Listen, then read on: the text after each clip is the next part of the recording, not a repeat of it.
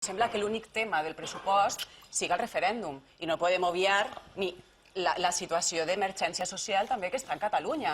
Tenim uns pressupostos que no contemplen una partida per la renda garantida de ciutadania. Tenim uns pressupostos que no estan revertint les retallades en educació. N'hi ha dues vagues ja convocades per part de la comunitat educativa pels drets laborals dels docents, però és que no només això.